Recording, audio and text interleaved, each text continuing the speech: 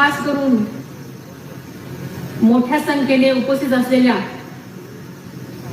माझ्या लाडक्या दादांच्या बहिणी आणि माझ्या बंधू भगिनींनो, आज कन्हेरीच्या मारुतीरायाच्या चरणी नतमस्तक होऊन आजच्या या प्रचाराचा शुभारंभ आपण सगळेजण करत आहोत.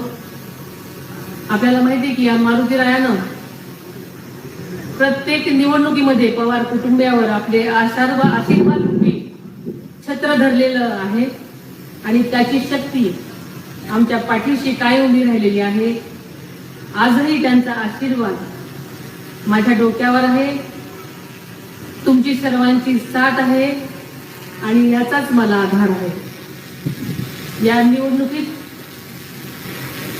मला आशीर्वाद देणारे आदरणीय पवार साहेब, भक्कम पाठिंबा देणारे माननीय देवेंद्रजी फडणवीस साहेब, उपमुख्यमंत्री माननीय एकनाथजी शिंदे साहेब, शिवसेनेचे उद्धवजी ठाकरे साहेब, RPIचे रामदास आठवले साहेब, जोगेंद्रजी कवाडे साहेब, शिवसंग्राम पक्षाच्या ज्योतिताई मेटे, जनभावनांचा आदर करून आपल्या पक्षाची उमेदवारी मागे घेणारे काँग्रेसचे अध्यक्ष मल्लिकार्जुन खरगे साहेब, काँग्रेसचे प्रदेशाध्यक्ष हर्षवर्धनजी सपकाळ साहेब यांच्या सर्व पदाधिकारी, नेते, कार्यकर्ते, विविध संस्था, संघटना यांचे मी सुरुवातीलाच मनापासून आभार मानते.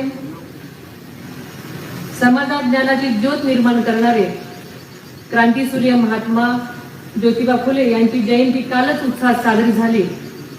त्यांनाही विनम्र अभिवादन करते. आणि आत्ताच एक दुःखद घटना मला कळली. जगविख्यात गायिका, आपल्या महाराष्ट्राचं वैभव आशाताई भोसले यांचं निधन झाल्याचं मला आत्ताच कळलं. त्यांनाही मी आदरपूर्वक भावपूर्ण श्रद्धांजली वाहते. अवघ्या 2च महिन्यापूर्वी नियतीचा क्रूर खेळ झाला आणि आपल्या सर्वांचे लाडके अजितदादा आपल्याला सोडून गेले. दादांना श्रद्धांजली वाहण्यासाठी बारामतीमध्ये जनसागर लोटला होता. आणि कधी नव्हे, ते फक्त बारामतीला, महाराष्ट्रालाच नाही तर देशाला कळलं की दादा काय चीज होते.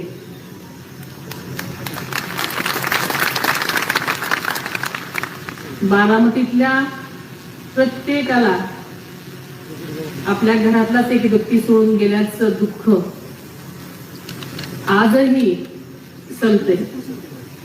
दादांच्या अचानक जाण्याने व महाराष्ट्र त्या दिवशी हळहळला. आणि मला वाटतं अजूनही आपण सगळेजण त्यातून सावरतच आहोत. आपल्याला माहिती आहे की ज्या दिवशी हे विमान कोसळलं, त्या विमानात कोसळलेल्या जागी सुद्धा अनेक कागद पडलेली आपल्याला पाहिली. म्हणजे शेवटच्या क्षणीही दादांकडे निवेदन, प्रस्ताव, आपल्या जनतेची सेवा करण्याची आस होती. आपल्या सर्वांची सेवा करता करता दादा अचानक गेले. मात्र जनसेवेचा समृद्ध वारसा त्यांनी बारामतीला आणि महाराष्ट्राला दिला. तो वारसाच आपल्याला आता पुढे न्यायचा आहे. कोणत्याही विचारधारेपेक्षा जनसेवा ही मोठी विचारधारा आहे आणि ती दादांची विचारधारा आहे. आपल्याला सगळ्यांनाच माहिती आहे की दादांकडे जात पात, धर्म, पंथ यांना कधीच थारा नव्हता.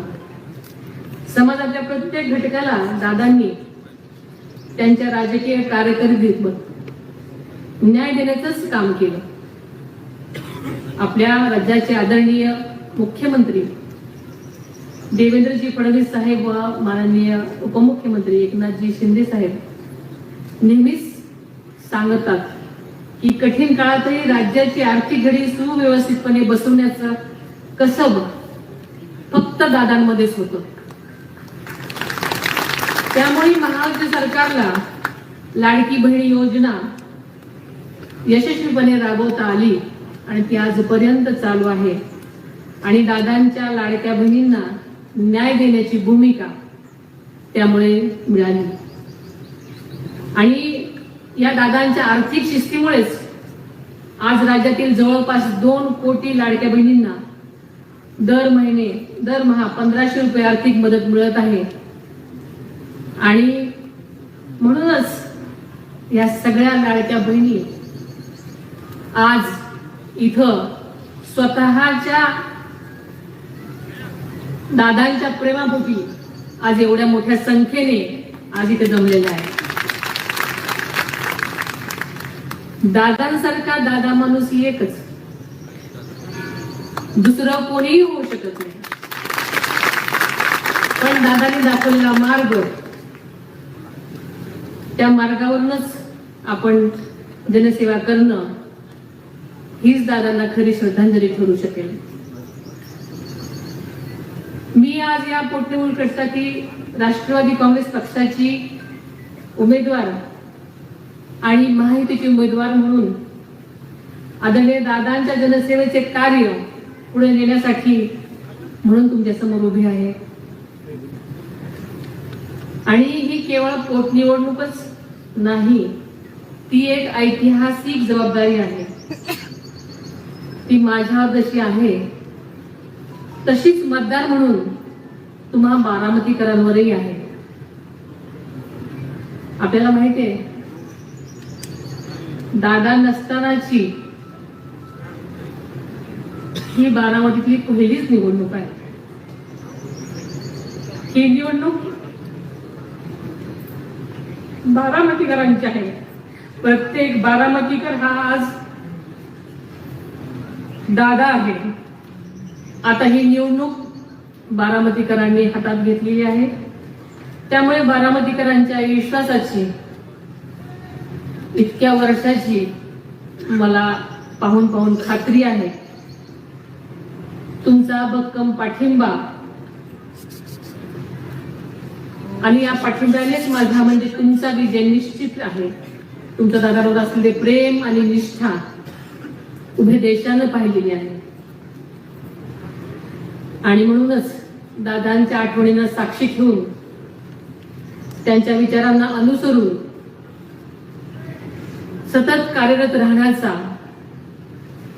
माझा संकल्प मी केलेला आपण सगळ्यांनी पाहिलेला आहे. दादा जरी आज आपल्यात नसले तरी त्यांच्या विचारांची, मूल्यांची व शिस्तींची शिजोरी आणि त्यांनी दिलेली शिकवण क्षणोक्षणी मी सोबत घेतलेली आहे आणि त्याच मार्गावरून जाण्याचा मी प्रयत्न करत आहे. एक आई म्हणून, एक बहिणी म्हणून, एक भगिनी म्हणून तुम्ही मला पाठबळ द्याल असा मला विश्वास आहे.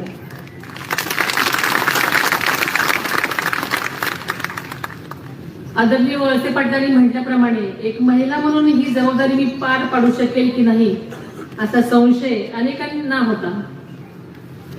मात्र दादांच्या आशीर्वादाच्या रूपानं बारामतीची जनता माझ्या मागे उभी राहिली आणि या जनतेनंच मला लढण्याचं, उभं राहण्याचं बळ दिलं. ज्या परिवाराने राज्याला पहिलं महिला धोरण दिलं त्या परिवाराची मी सून आहे. महिला म्हणून कोणीही माझ्या कामाचं मूल्यमापन करू नये असं मला वाटतं.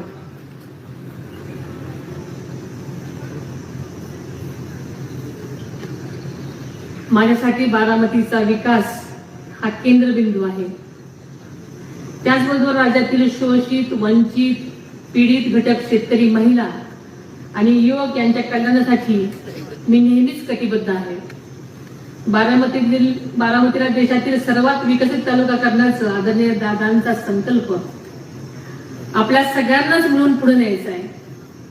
त्याला तुम्ही नक्कीच पाठबळ द्याल याची मला खात्री आहे.